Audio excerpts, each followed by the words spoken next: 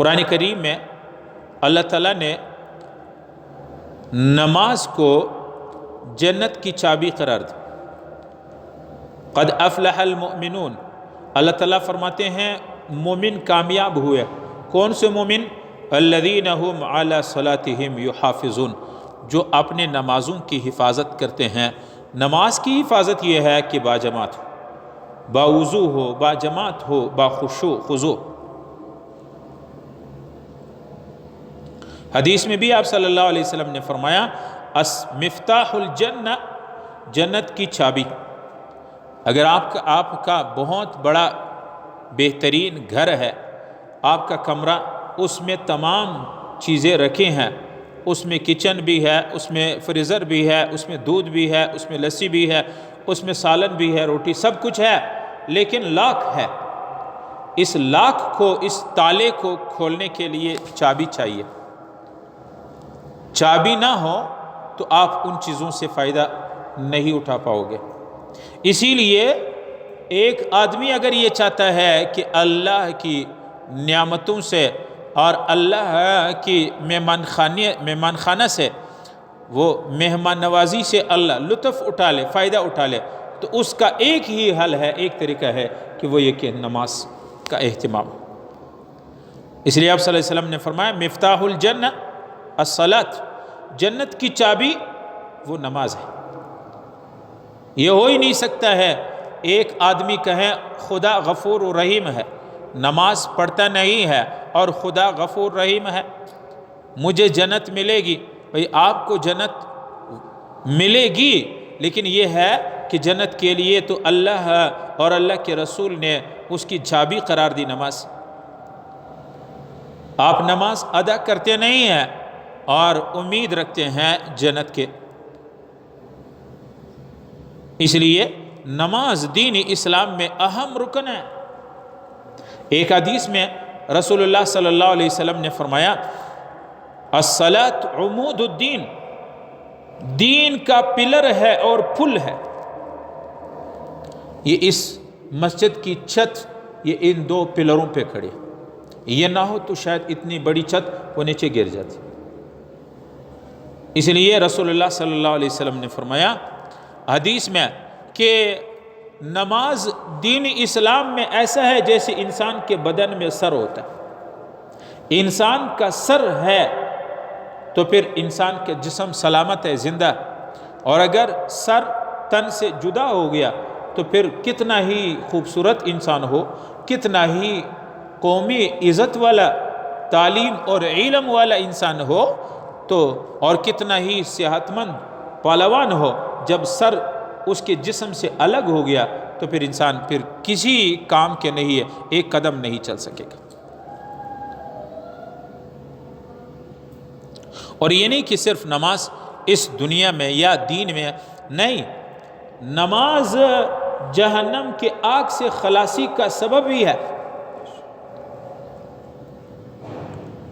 ایک حدیث میں آتا ہے رسول اللہ صلی اللہ علیہ وسلم نے فرمایا لَن يَلِجَ النَّارَ أَحَدٌ صَلَّى قَبْلَ طُلُوعِ الشَّمْسِ وَقَبْلَ غُرُوبِهَا، یعنی الفجر والعصر۔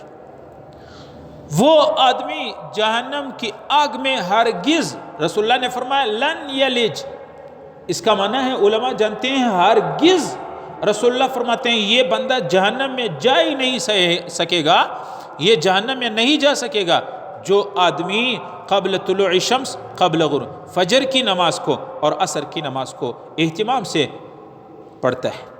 قرآن میں بھی اللہ تعالیٰ نے فرمایا حافظوا علی الصلوات والصلاة الوسطی، نمازوں کی پابندی کیا کرو اور خاص کر عصر کی نماز۔ اس لیے معمولی چیزوں پہ نماز کو ٹھال دینا، مجھے تعجب اس بات کی ہے کہ رمضان المبارک، وہ رمضان کے روزے وہ بھی فرض ہے اور نماز بھی فرض ہے، لوگ رمضان میں عبادات کی طرف تو متوجہ ہیں، لیکن جیسے ہی رمضان گزر گیا پھر لوگ فرض نماز، جماعت کی نماز بھی چھوڑ دیتے۔ حالانکہ رسول اللہ صلی اللہ علیہ وسلم نے فرمایا من فاتتہ الصلاۃ فکأنما وتر اہلہ ومالہ، جس آدمی کی ایک ہی نماز چلی گئی گویا اس کی جان، اس کے مال، اس کی اولاد، اس کے گھر سب برباد ہو گئے، لوٹ گئے۔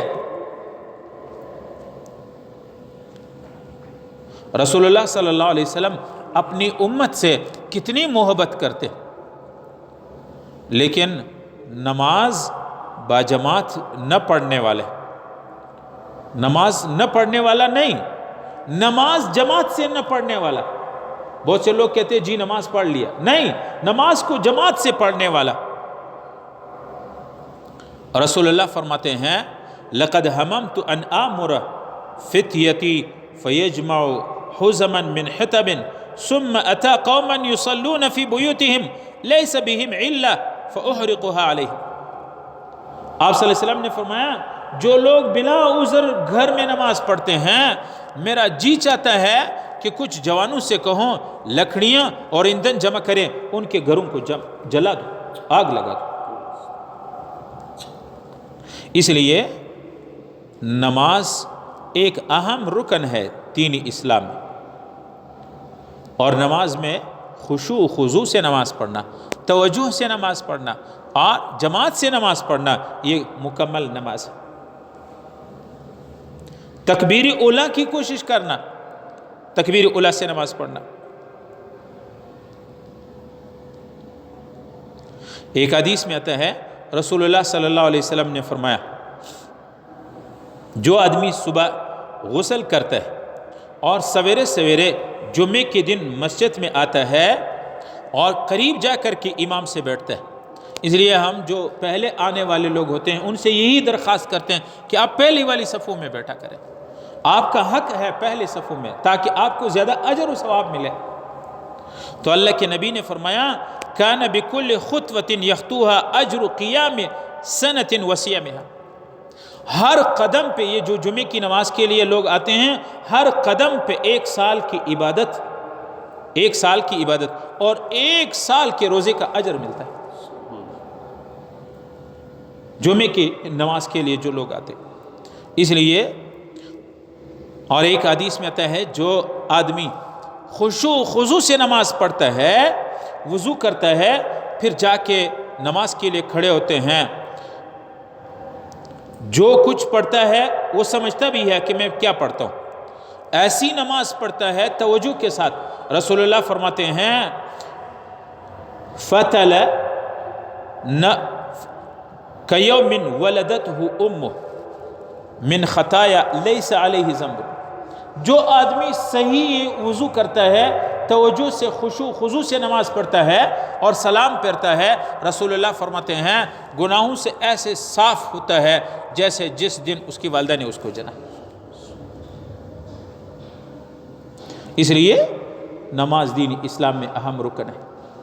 رمضان میں تو ہم، حالانکہ رمضان روزہ بھی فرض ہے، نماز بھی فرض ہے، بلکہ علماء نے، محدثین نے بیان فرمایا کہ نماز کے علاوہ جتنی بھی عبادات ہے اللہ نے رسول اللہ صلی اللہ علیہ وسلم اور رسول اللہ کی امت کو زمین پہ دیے، لیکن نماز ایسا تحفہ ہے، نماز ایسی بڑی نعمت، ایسا عمل ہے کہ جس کے دینے کے لیے اللہ نے محمد رسول اللہ کو آسمانوں بلایا۔ میرے حبیب یہ تحفہ یہ تجھے زمین میں نہیں، یہ آپ کو آسمان میں ملے گا۔ عرش الہی پہ اللہ رب العالمین نے محمد رسول اللہ اور آپ کی امت کو یہ تحفہ اللہ رب العالمین نے آسمان پہ دے دیا۔ اس لیے نماز دین اسلام کا ایک اہم رکن ہے۔